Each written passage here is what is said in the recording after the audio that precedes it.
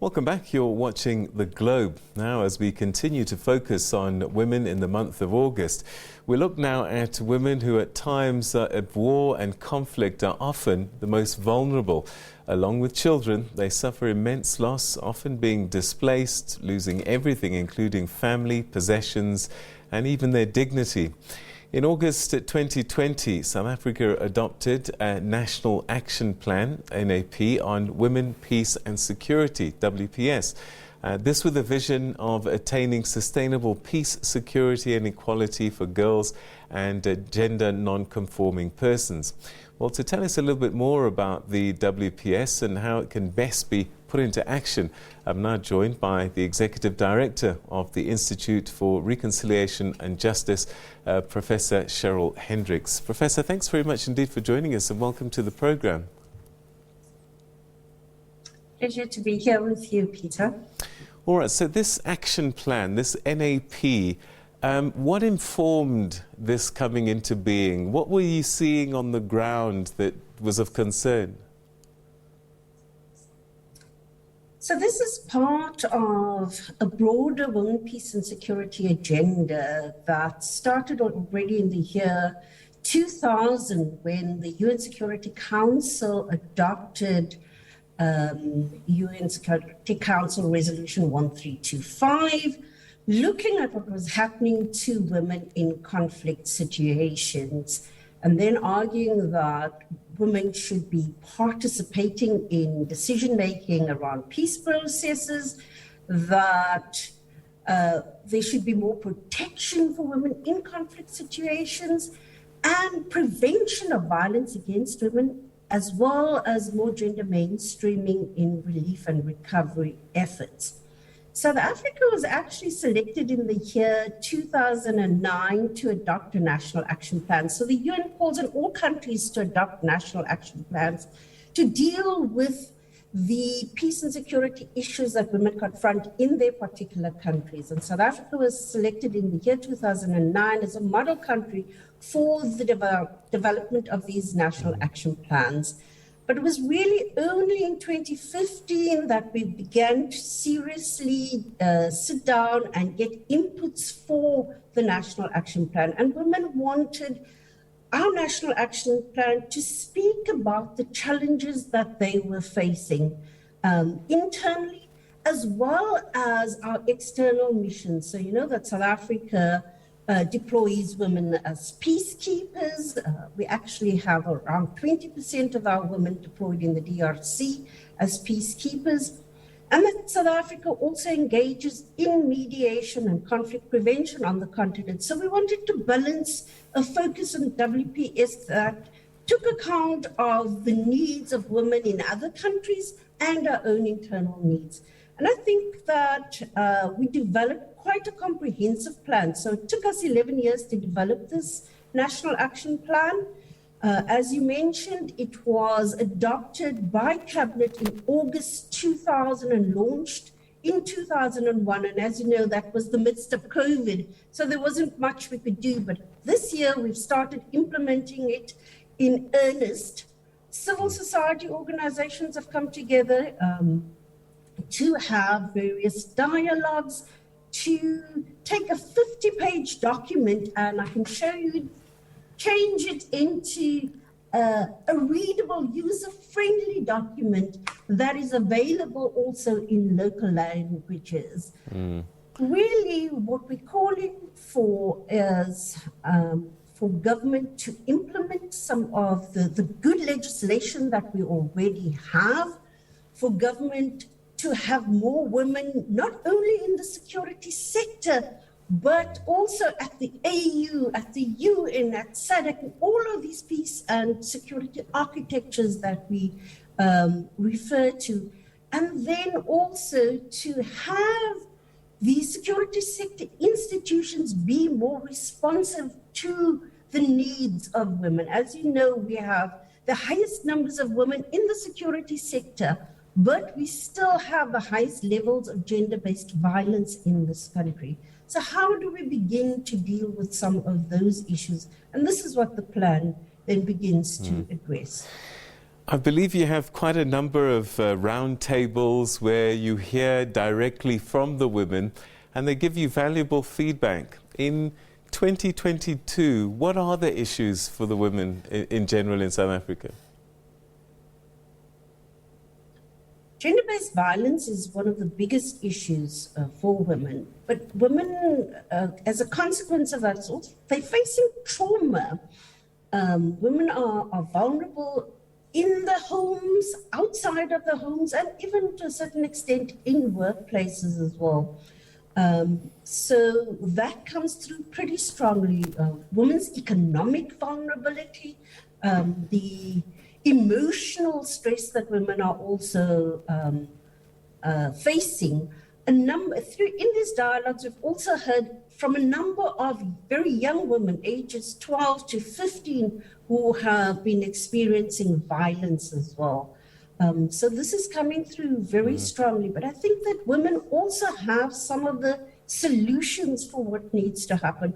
It's not always just about more security, increasing the number of police. It's about women peace builders having access to funding and resources in which they can then inculcate a culture of peace in their communities, have peace clubs. A lot of women are having dialogues, facilitating sort of exchanges. How can we change relationships in our communities? So it's those kinds of discussions that are happening.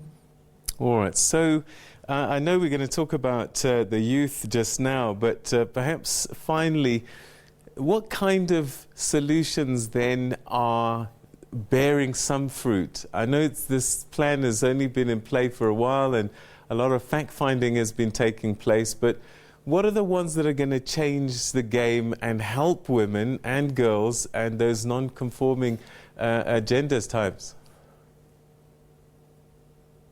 I think it's amplifying what women already are doing. So women are doing a lot of the peace building work in their communities. They're often first responders to gender-based violence, for example. They're often taking care of the humanitarian needs. They're often at the forefront when xenophobic violence is taking place. They are there already.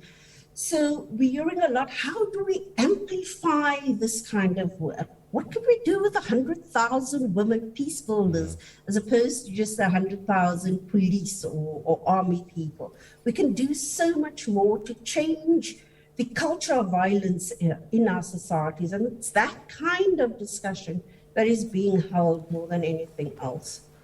All right, so let's talk about this new innovation, Youth Peace Awards. What are these and what are you trying to do? So with the Youth Peace Award, we're actually going to launch it tomorrow. So the forms will be available tomorrow. It is to recognize the work that young women peace builders are doing. Can we identify some of this work? Can people nominate either young women or organizations that are led by young women who are engaged in fighting gangsterism, in combating xenophobia, homophobia, gender-based violence, crime, for example. So to give recognition to the work that has been done and to encourage other young women to also become peace builders in the society. All right. So you say that the nominations close when, just to be clear? So the nominations close on the 15th of September. Yeah.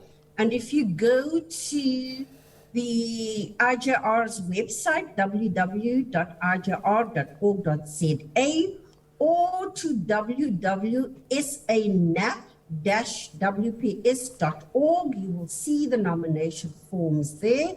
We have until the 15th of September to nominate somebody that you think has made a real change in the community. By youth, we are targeting those aged 18 to 35 years old. All right. A lot of lessons being learned here in South Africa. Are we sharing this with other parts of the continent so that we get the whole continent on the same level of a sustainable peace and security for women and girls in particular? There's an active peace-building community on the continent, so we often share our experiences through the African Union's Special Envoy's Office on Women, Peace and Security. Many events have taken place, and so yes, we are sharing those experiences. All right, so Women's Month, it's coming to an end. Perhaps your final thoughts as we focus on women and this project in particular, because I've got to admit, it's not something we talk about too often, and perhaps something we should be talking about more often. I think of it as a game changer. So do get a hold of the NAP, know the NAP, find something in there. There's something in there that everybody can implement. And we also say, Peter, we cannot have peace and security just for women. So through implementing this guiding document on how to create peace and security in our society, it's also creating peace and security for a broader South African community. So know the NAP, you know, absorb it, see what you can run with and really begin to implement it. And as I have indicated, let us harness the energies of women peace builders out there and assist in using it to transform our culture of violence in the society to one of peace and reconciliation. Professor Hendricks, we're going to have to leave it there, but thank you very, very much indeed for joining us this evening. Thanks for your time, and we wish you strength with this great work you're doing. Thank you. Thank you. Bye. That's Professor Cheryl Hendricks talking to us about women, peace, security, the NAP. Go out and get it. Inform yourself, absorb it, and let's see what we can do to make equality, peace and security a sustainable thing for all our girls and women across the country and the continent. Stay with us, you're watching The Globe.